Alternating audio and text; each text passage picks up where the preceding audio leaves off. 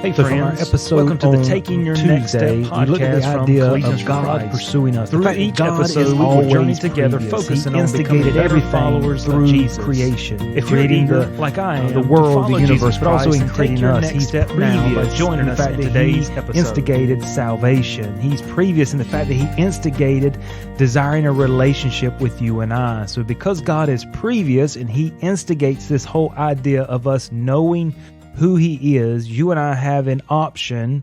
He will not force us, but we have an option to respond to Him. We want to talk about on today's episode, man's pursuit of God, our response to God pursuing us.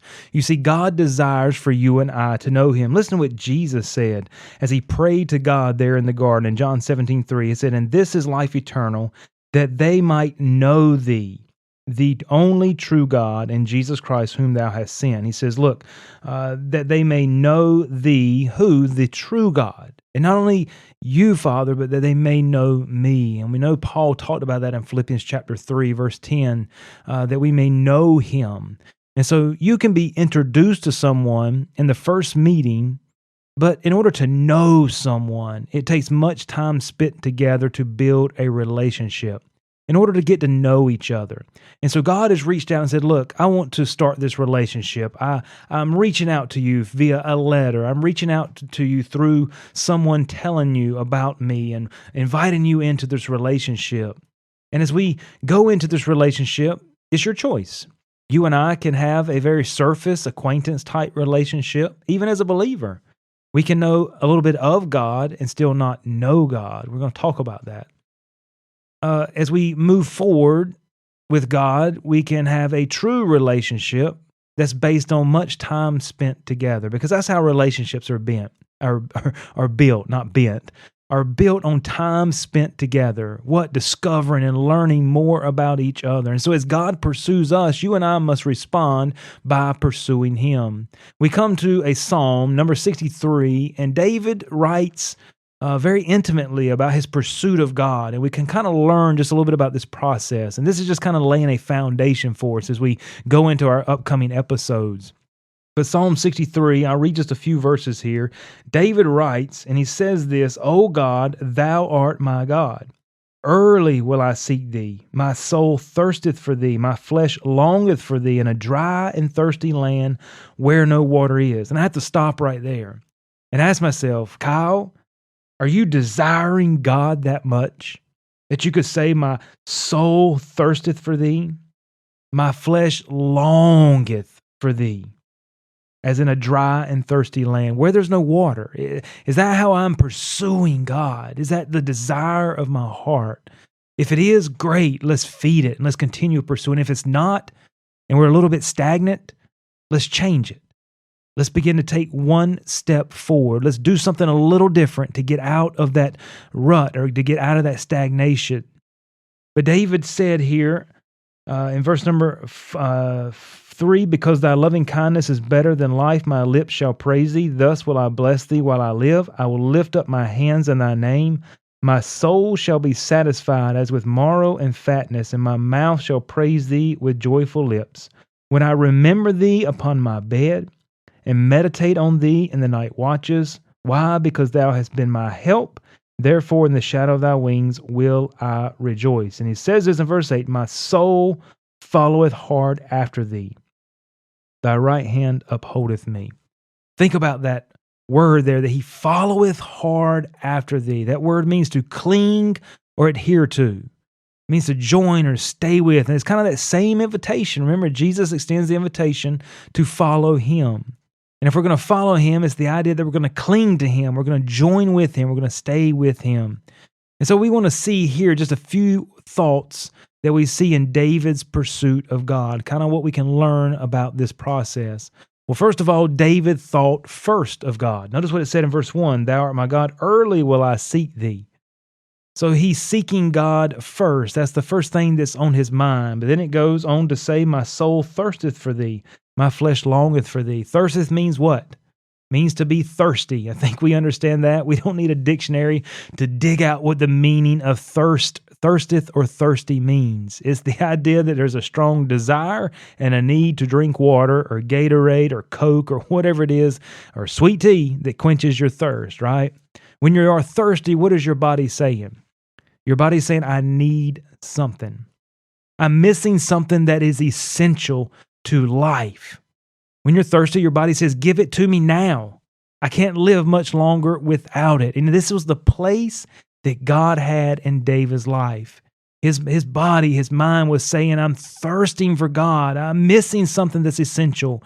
Give it to me now, or I won't be able to live much longer. And so the question for you and I is, are we thirsting for God? Secondly, David thought often of God. So not only did he think first of God, but we see in verse 6, he thought often, when I remember thee upon my bed and meditate on thee in the night watches. It wasn't that just David thought about God on Sunday when other people were thinking about God. David was thinking about God early in the morning, late at night, throughout the day. It doesn't mean we have to be in a room closed with no doors or windows and all we do is just think about God. The idea is, yes, we have to work, we have responsibilities, but our mind is constantly moving to think about the Lord, what he's doing here, how I should respond here. His word and verses are bouncing around in our mind. And did you know when we think about God, we're worshiping him? We don't only worship him there in Sunday morning and in the church services. We worship God every time our mind is inclined of him. So as David sat there and meditated on him, thought about who God was, thought about the creation. I mean, you ever just kind of laid outside or a nice evening and the stars are out and the moon, and you just kind of sit there and think and reflect and wow, God, the power of God, the majesty of God. And you think about all what he's done in your life and think about how he's helped you through the trials. You're meditating on God. And so David thought of God often. Maybe your mind is just too occupied with other things. That happens because life has a lot that it throws at us. But what other things could be better than thinking about God? And so you and I have to be purposeful and to shift our focus back on him, because there's always going to be something that's going to take our attention. There's always going to be something fighting for our mental capacity to lean towards it, to be consumed with this issue, to be consumed with this person, and to take all that thought and all that. I mean, we meditate on other things at night and during the day. So you and I have to be intentional. And we have to take our next step and move our mind and our thoughts back on him. So while David thought first of him and thought often of him, thirdly, David looked for God in his life. As you and I look around, we'll see evidences of God all around us. Verse number 2, he said, to see thy power and thy glory, so as I have seen thee in the sanctuary. You see, as we look around, we'll see evidence of stuff that God has done. We will see God pursuing us if we look around, which will allow us to respond and pursue him. Fourthly, David prayed and praised God often. And when you think about a relationship, what is the most vital element? Communication. Communication is an essential element in any relationship. There have been great relationships that have been torn apart or broken down because the communication was just not there. If you can't communicate with each other and know what's going on and share your heart, share your burdens, that can destroy a relationship. And so David, as he followed hard after God, had regular, intimate communication with God. He talked to him often. He praised him often. We see that in verses 3 and 4. Because thy loving kindness is better than life, my lips shall praise thee. Thus will I bless thee while I live. I will lift up my hands in thy name. And so David talked to God often. And so how often do you and I talk to him? This is our response to God. God's already spoken to us. If you're a believer, somebody shared the gospel with you. He initiated that relationship. He's given us his word, which is just him revealing as much as he desires to reveal about himself to us, which is enough to know him. And you and I respond to that. And so David did. He responded by having regular, intimate communication, which was essential. And then lastly, David evaluated all that God had done and was doing in his life. You see, it's not about what God has done, but it's also about what God is doing. You see, God is always previous, but God is present in your life right now. He's present in mine. And so David took time to look around to see the evidences of God in his life. And these evidences will result in our continual pursuit of God. You see, if we never saw any evidence of God, there'd be nothing to pursue. But you see answered prayer.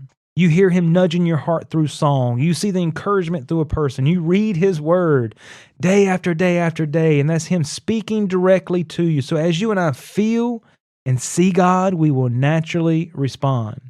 You see, these all resulted in David doing this, following hard after God.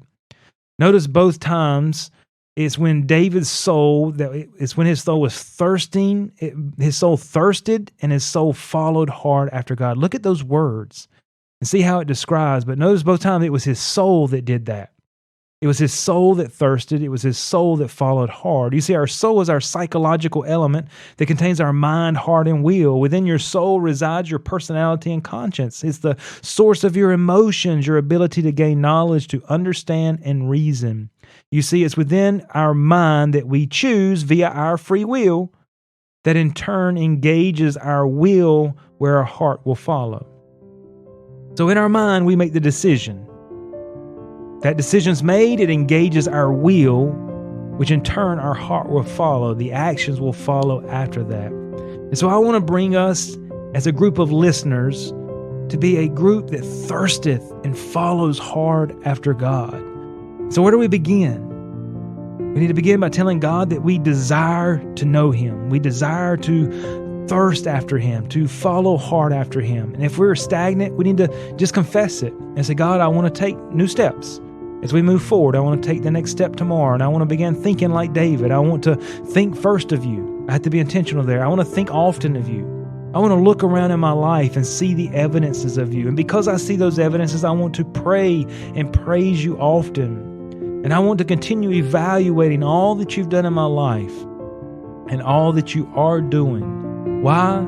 So that I can see the evidence of you pursuing me. God is always previous. He's pursuing us. So then in turn, we can make the decision to pursue after him.